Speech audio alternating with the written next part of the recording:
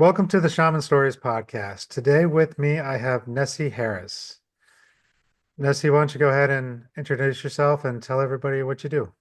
Yes, I'm Nessie Harris, and I'm 52 years old, and I'm a medicine woman, shaman. Um, yeah, that's me, healer. A little bit of all sorts, really. Uh, I work with the earth as well, which is, out in nature, which is my natural environment. Hmm. Yeah. And so with this podcast, though, we like to start at the beginning. So what was life like for a young Nessie growing up? Well, it was quite a tough one, really, Mark, because my mum left when I was about four, what I can remember. So basically, my mum left, and then I had to go and live with my nan and granddad, my dad's mum and dad, which was really difficult situation to be in, really, being the only granddaughter. Obviously, because my mum left, it was a really toxic environment for me to be in. So there was lots of things that happened there, abuse and, varying traumas. And basically I grew up as the black sheep of the family. Yeah. Yeah. They didn't like me at all, so um yeah, it was very difficult being, surrounded by males of the family, really. Yeah.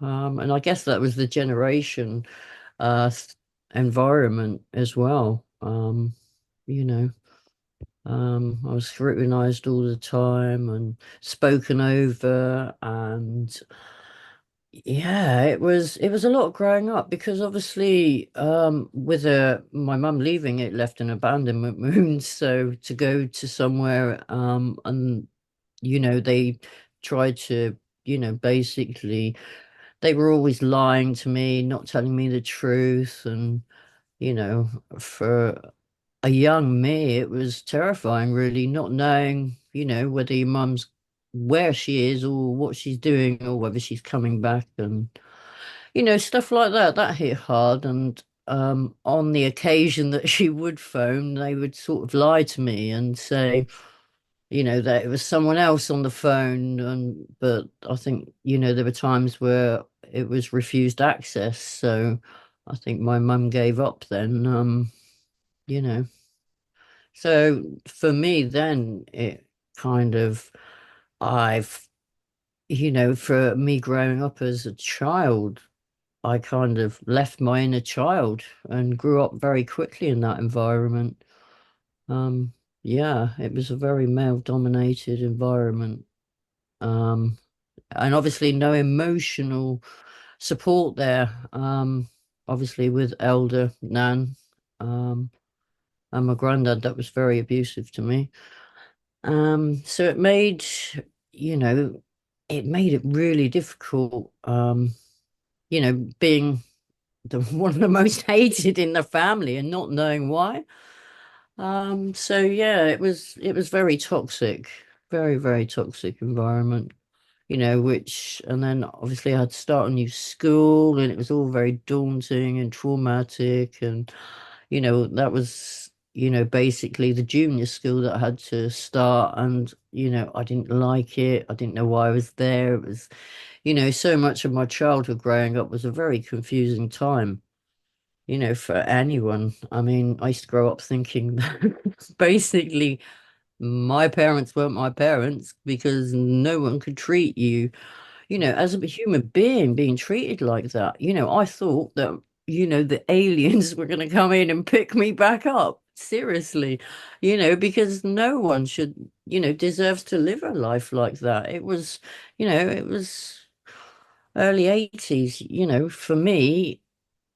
I prayed and hoped they would come and get me, and they didn't, because, and that's how I grew up, and around so much fear and, not knowing what was in store for me because of the obviously abandonment wound. And and then coming back to, where do I sit in the world in that sense?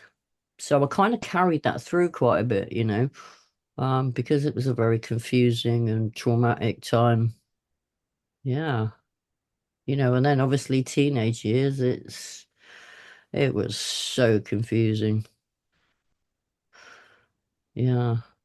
Yeah, I can definitely see how that can play a huge part in that childhood Yeah. trauma. I mean, so was you mentioned you were living with your dad's parents. Was he not around Yeah. in the picture? He was working, so while he was out at work, they would look after me. So I'd have to walk to school, which was quite a way away. But I hated school because I didn't know why I was there, really. I never fitted in school. I didn't know why I was there. Um, I just didn't find it very pleasant. Nothing made sense in school for me. The lessons, it just didn't, nothing fitted.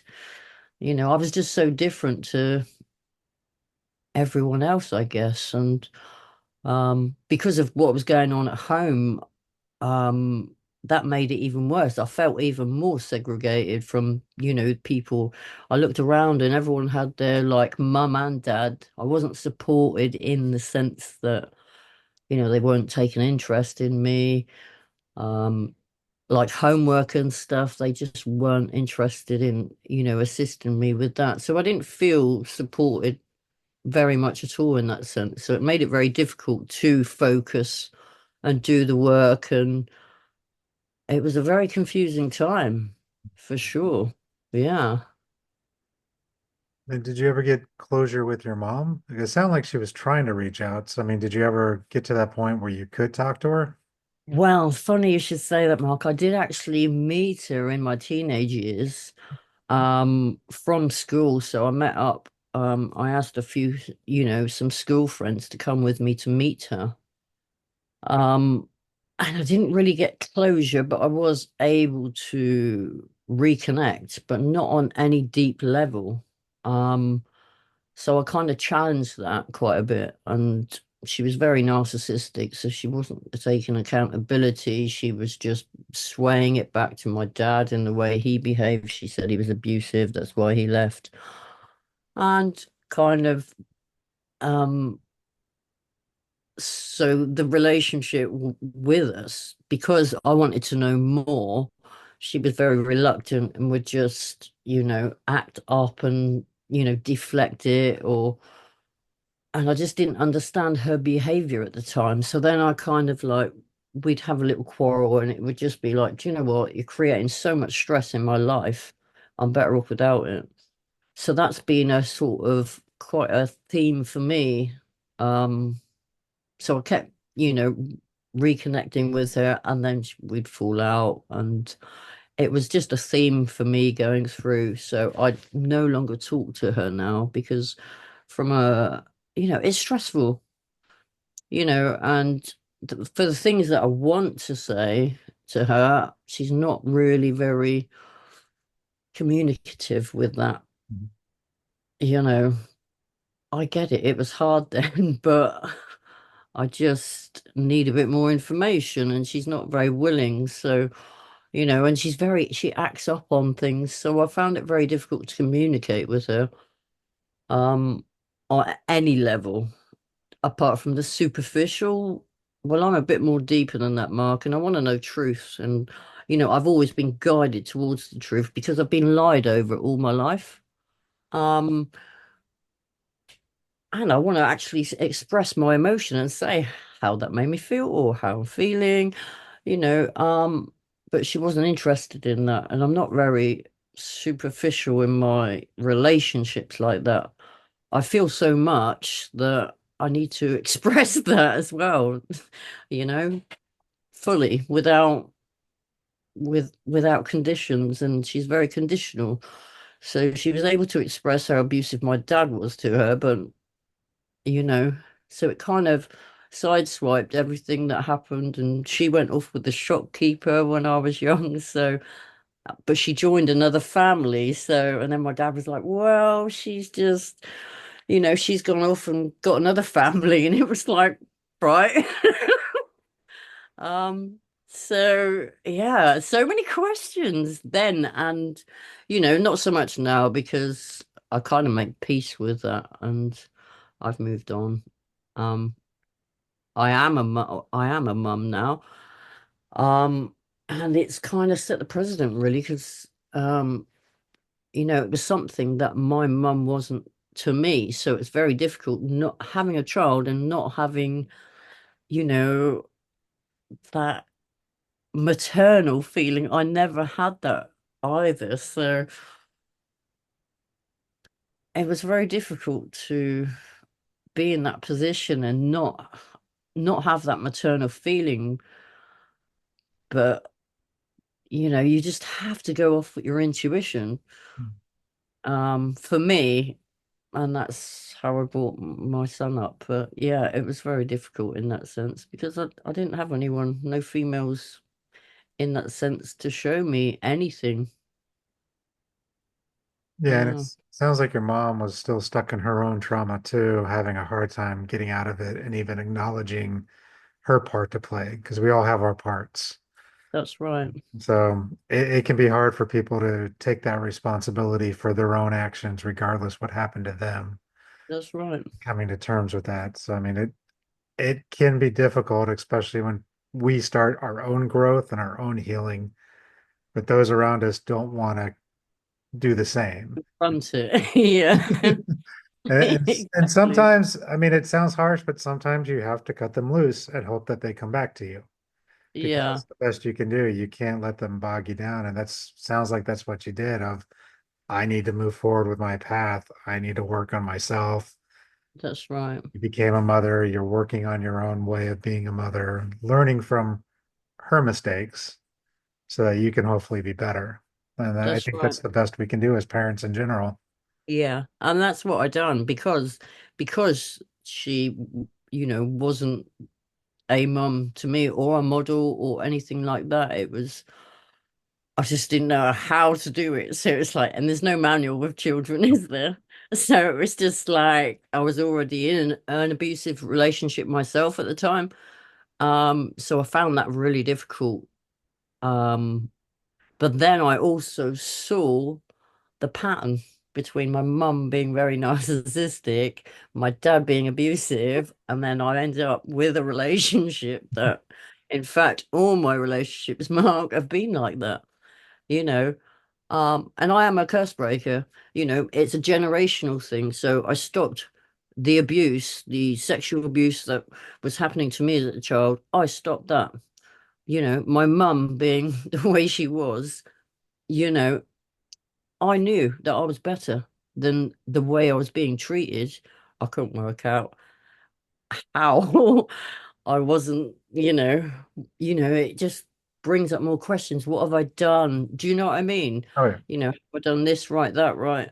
You know, so it creates that, hypervigilance in every situation, and I am still like it now. I'm 100% like it now. I'm so intuitive in that sense. I'm always trying to balance out everyone's energies and um, you know, I am just working on so many levels in that sense because of what happened.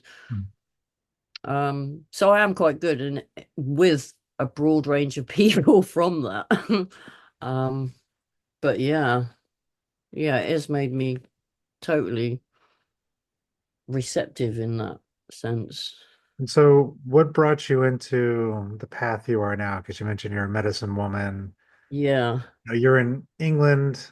So, I mean, yeah, I know they have some of that culture over there, but how did you get into that specifically? Because England, when I think of England, is a lot more pagan and Celtic and that type yeah. of stuff.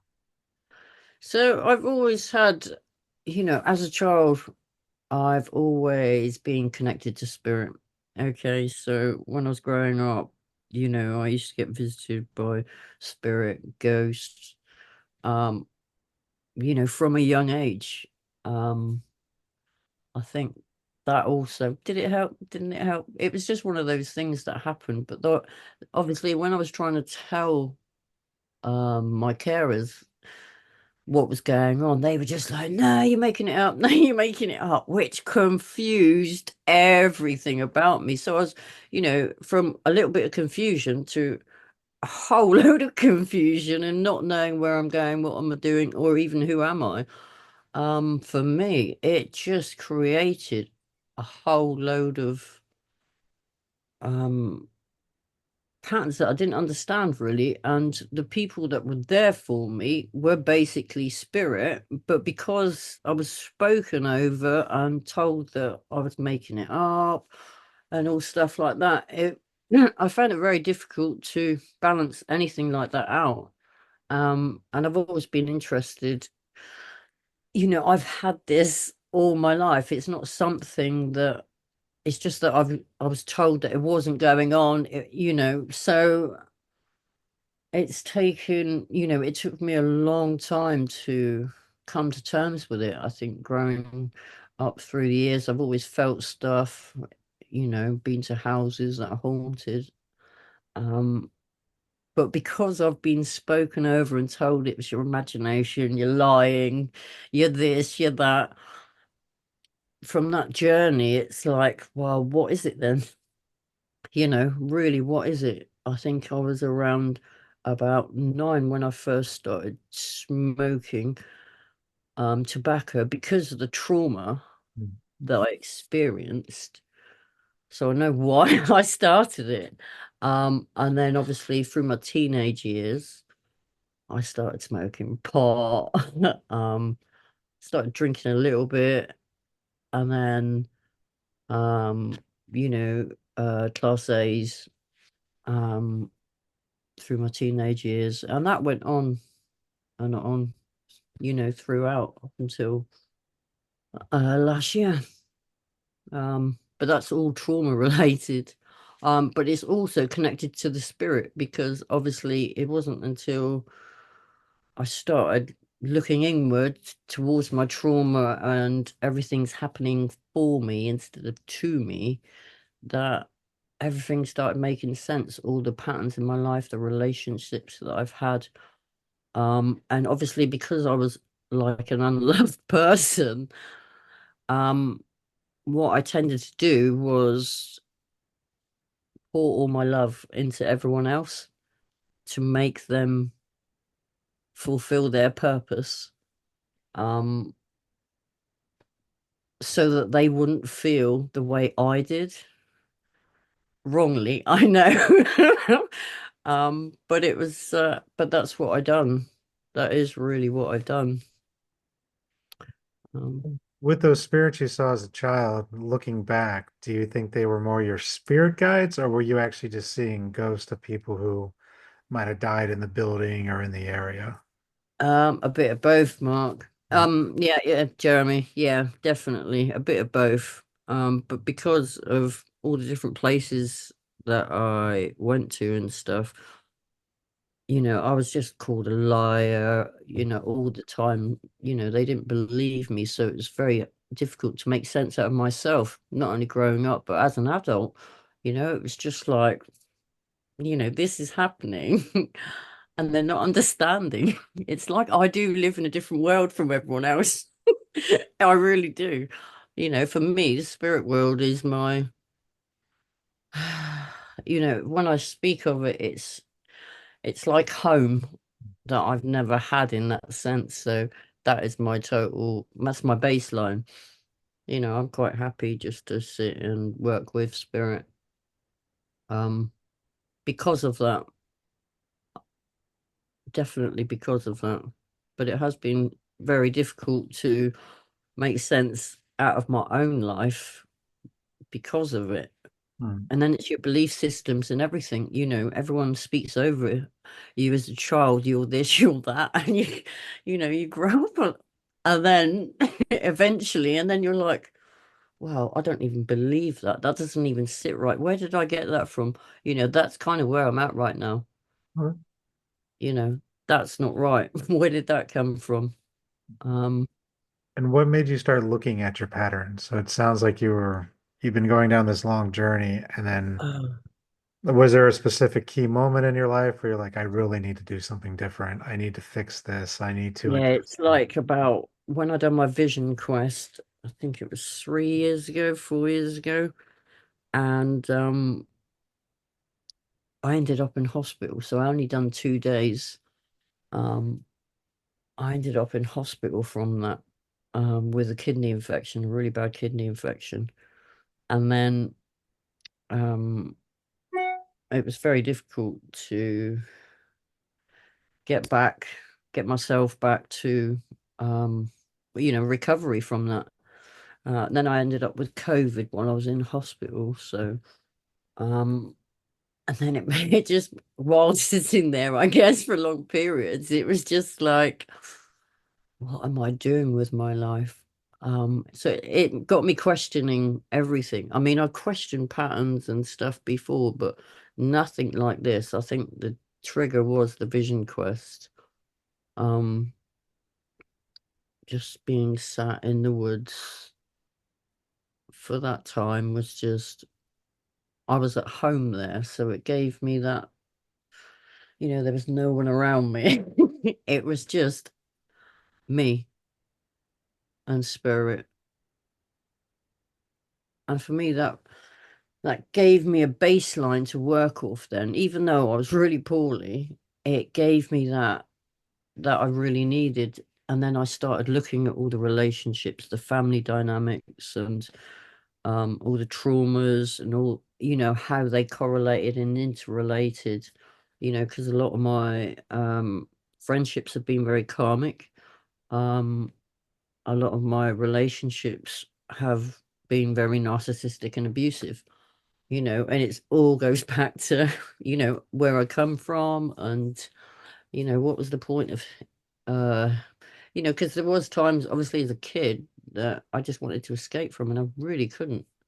Um, I used to watch all the kids out playing while I'm, locked in my room, really early at night, just because that's the way I was brought up.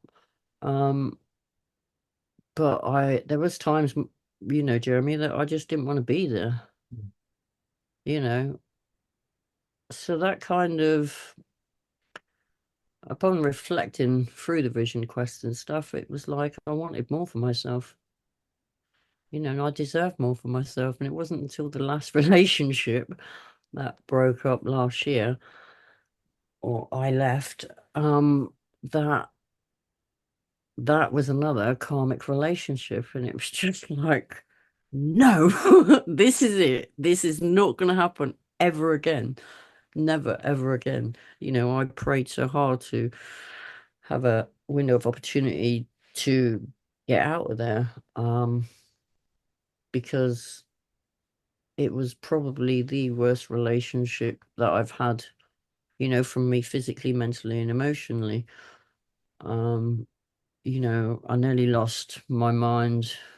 I really did. And my life, I did sort of, I did actually have a near-death experience in that said person's flat.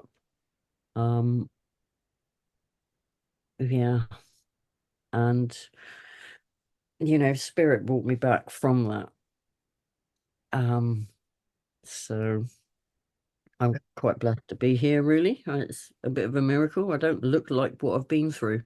Um, so I'm very blessed about that as well. Um, yeah. And then 3 weeks after that happened, I ended up at a hospital in London with sepsis.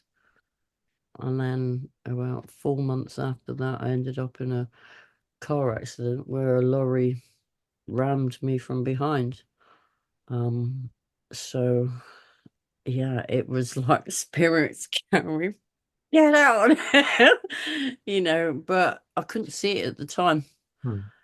I could see it, but I couldn't, everything was happening around me. It was like I was under,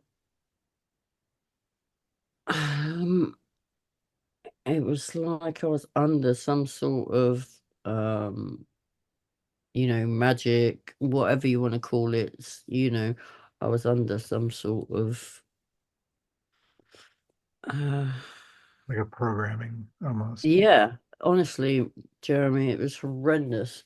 Because I couldn't think. I was literally just, you know, getting up, sometimes not.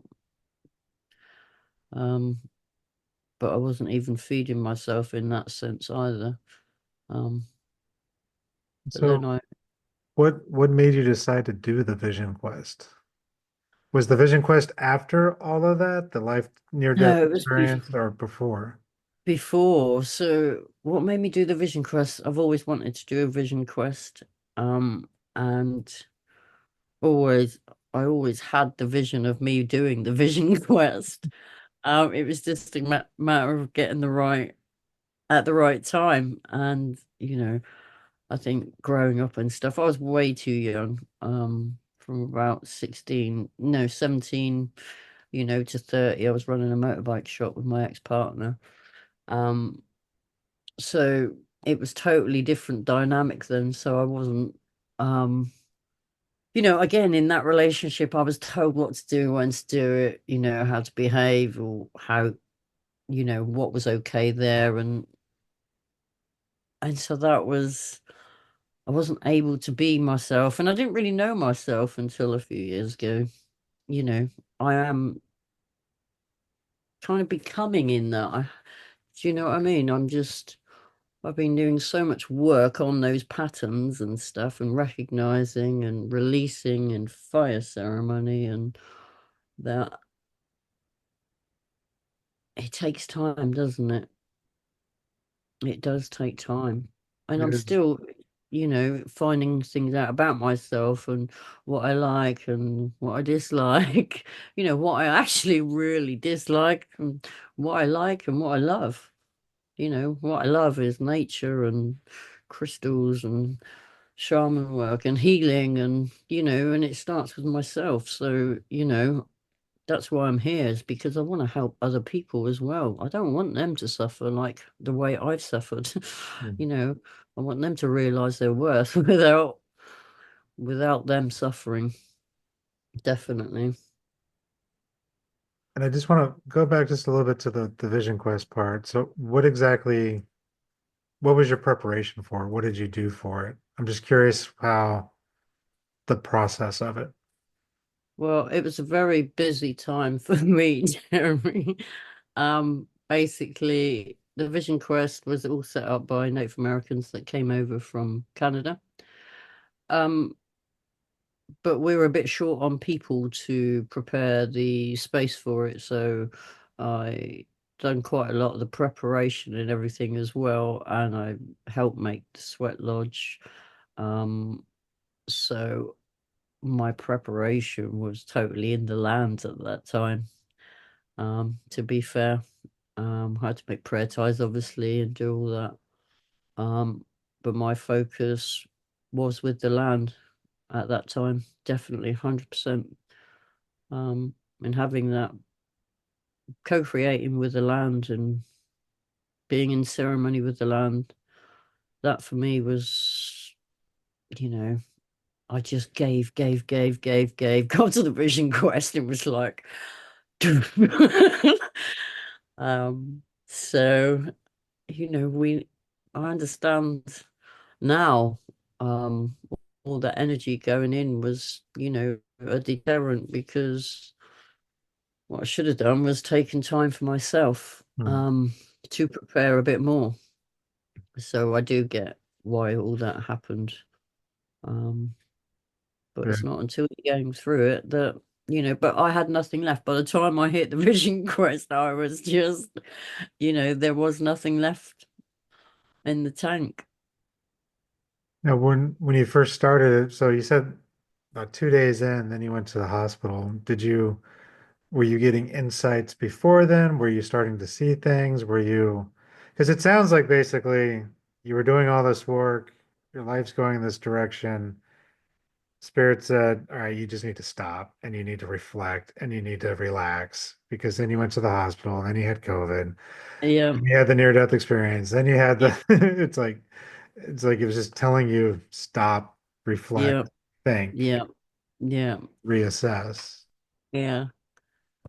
Was any of that coming up before you went to the hospital as well, or were you Yeah, I was kind of ignoring there? it, Jeremy. Yeah.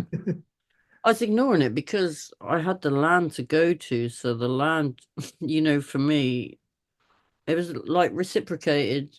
So I just go to the land and be with the land in a different sense. It didn't, I was doing it for a different purpose then. Yeah, And so now that you've been working on your patterns, working on your stories, clearing out, it sounds like relationships that weren't working for you. yeah.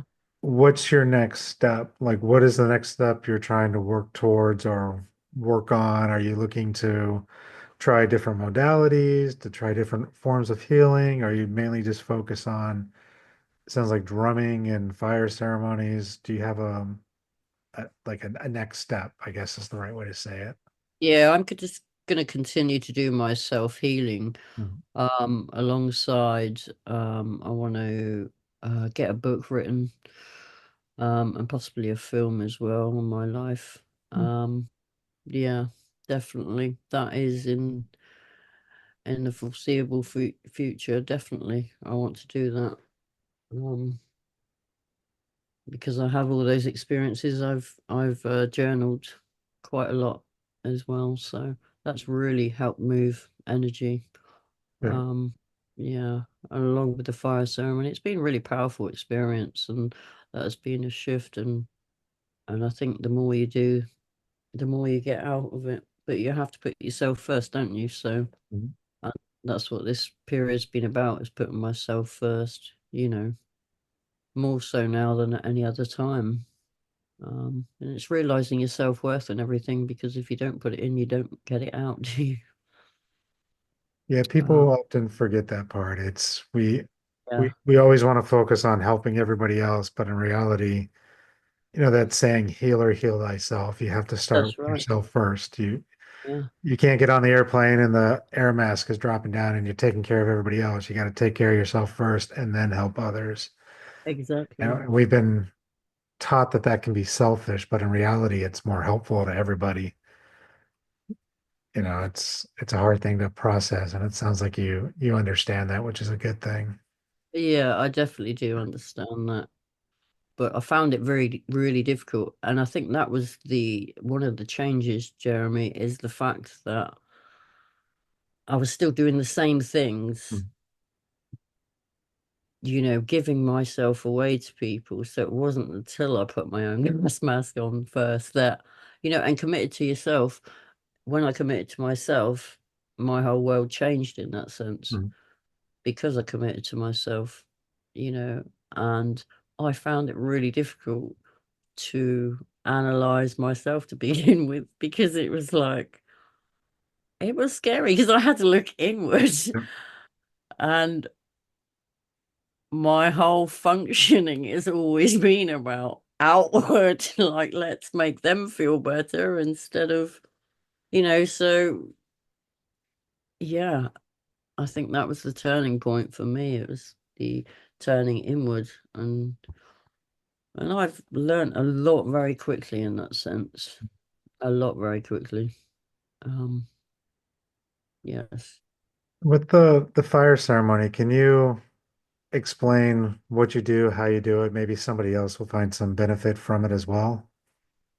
Yeah, well, initially I do journaling alongside it because for me, I don't always like to express, verbally, to people, because I think it's a lot more powerful if I do it myself. So I do a journal, and then I'll go out to the river and I will take a candle, some incense, and I will make myself a little ceremony, give a little offering to the river and spirit, and light the fire, and I will um give a little talk to the spirits of the river and ask them to take the energy along with. what we've burnt is throw the ashes in the river. So you burn the journal that you write, or you burn something different? I do. I burn the bit of paper because I've got an ongoing journal, so I don't. I'm kind of not ready to burn that yet until I've done my life story, Jeremy. I'm just, that's why I'm curious. Some people like to write things down and then burn it to release it. Um, Yeah, and my tradition will take like a stick and we'll blow in whatever it is that we want to release into the yeah, stick, and then we burn mm, the stick. yeah. Just curious what your method was. So I literally do that as well, Jeremy. So before we came on today, I'd done the stick method. Mhm. Yeah. Um, but I do like to write. So I do like to, I will burn it here and then take the ashes to the river. Okay. Um, yeah. Yeah, there's no right or wrong with it. I think it really just Uh, depends on what works for you. That's really what it matters. As long as you're getting that release, that's right. there's no right or wrong. I mean, even writing it down on paper and getting it out of your system is a form of release. Yeah. You don't need to burn it if that's what works for you. Some people also will bury it, um, throw it in the water. There's so many different methods of just letting it go. Yeah. And then I do like to do a tobacco offering with it as well. So I think that really helps as well. The Mapacho, Mhm. I do that over myself as well. That's really been huge for me. So that's also something I do use because it really does hit deep. So that's when I want to go deep with stuff. Um, and yeah, I just want to continue on my healing journey, but assisting others as I do it as well, Jeremy, because I think that's key for me. And I think that when people uh, do ask for help, then I think it's also at the right time for me with my healing as well, because I have a lot to learn from them as well as them from me. Yep. It's reciprocated, and so I always look at that and think, right, okay, I'm also learning from this, or I've just done that, so I know the way, you know, I just kind of read it how it's always something related to me that I've done or I'm doing that I know what. It's Mhm. just an instant intuitive, yeah, that's great. That is really working. So, yeah. And how has your changes with yourself been affecting your relationship with your own child? Has Great question. that been getting better? Or, I mean, you never really mentioned how it was with your child, No, but he just sees me as quite hippie and so I am very hippie. We did actually go out for dinner on Saturday evening. Um, which was he's very alpha male, he's builder, he's got diggers and stuff, so he's really alpha, Jeremy. So he gets in the car late. Can I take his friend? Da, da, da, da. This is all before, and he turned up late, and I'm just like, okay, breathing. It's challenging. It's challenging because I'm changing as well, Jeremy. So, and he's changing. Um, it has been very challenging. I don't see him all the time. I think that's great because while I'm transitioning like this, I think it's really important that I remain, you know, in my own self-awareness and not, I have no expectations from him in that sense because, it's me.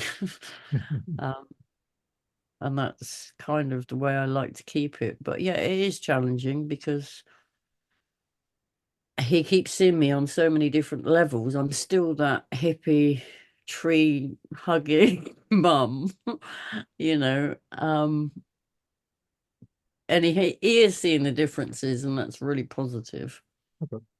But it has been very difficult, with him growing up because the way I brought him up, I brought him up, um, and I gave him everything that I wasn't, given as a child, if you know what I mean, the opportunities and stuff. So, that was wrong, Jeremy. I know that now. So kind of we create that, don't we? But that was why. But I know that was wrong now.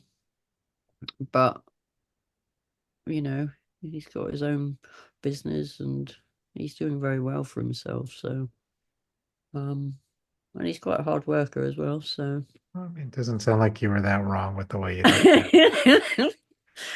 He might not be fully on board with your practices, but at least it sounds like he's doing good with his life. He's not in a gutter somewhere with a bottle in his hand, so you couldn't mess with that much. Yeah, it sounds like he's doing pretty good. He is actually. Yeah, and it's gonna take time, especially since you're just starting out on this journey. Like the shifts will happen slowly, and I found even with my own family, like eventually they start shifting with me.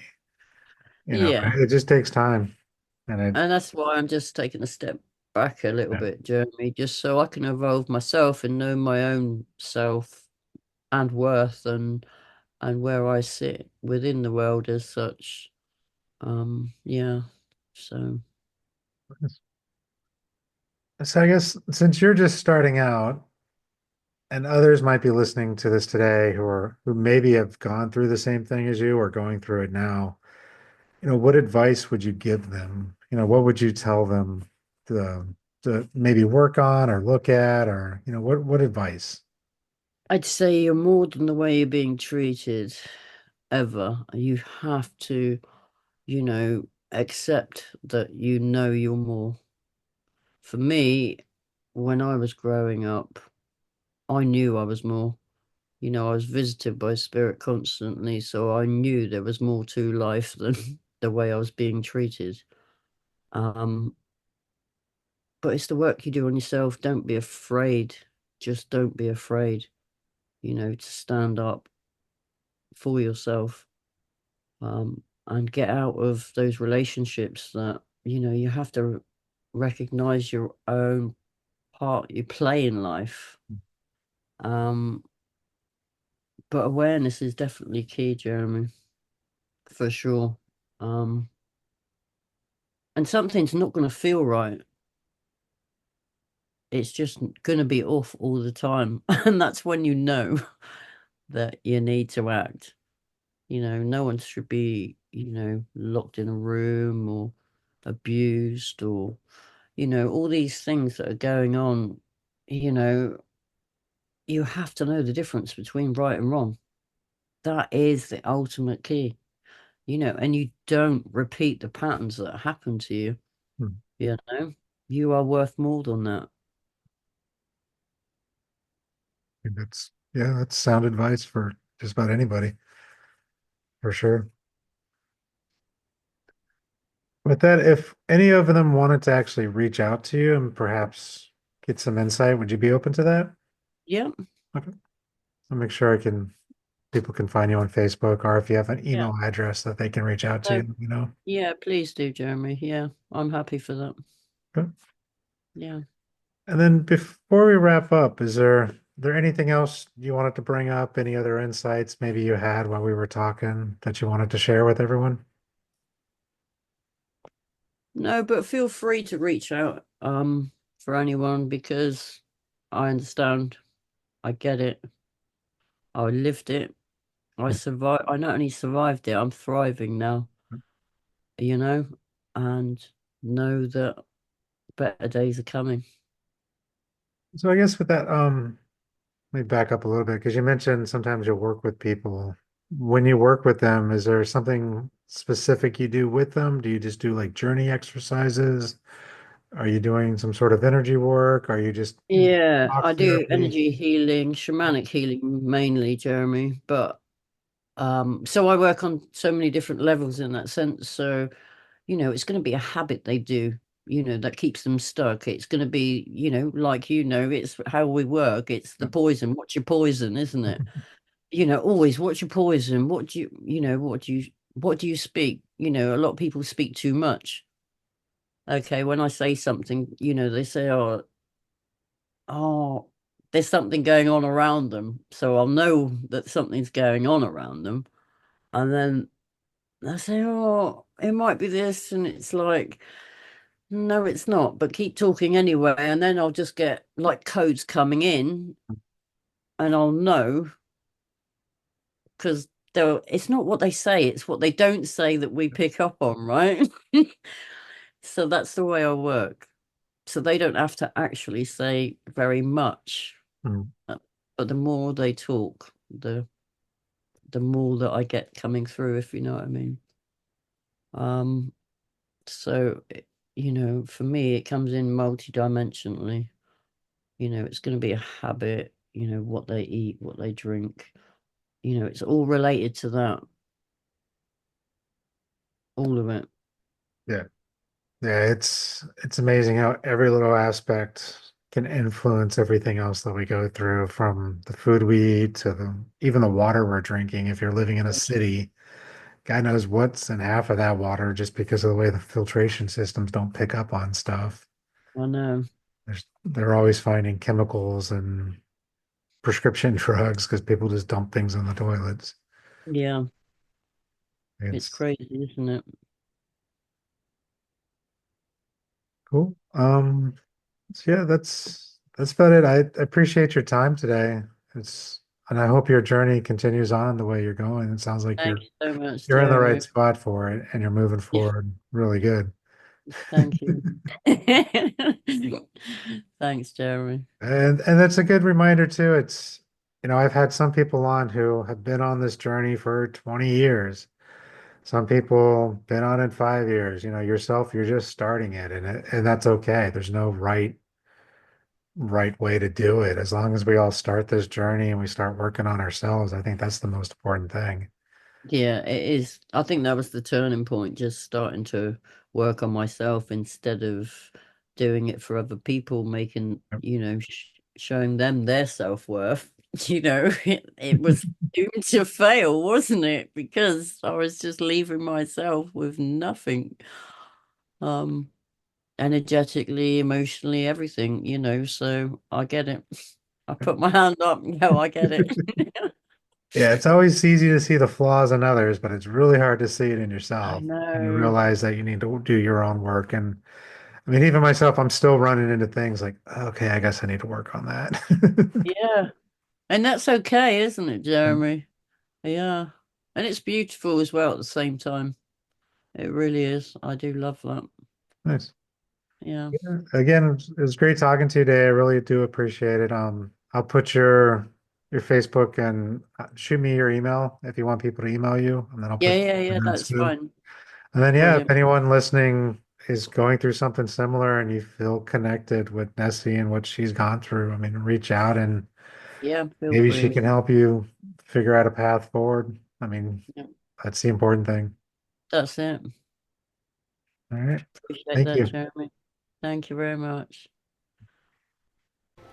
Thank you for listening to this episode of the Shaman Stories podcast. If you have any interest in the services that I provide or the services of my guest, please click the link in the show notes below. Thank you. And until next time, have a good journey.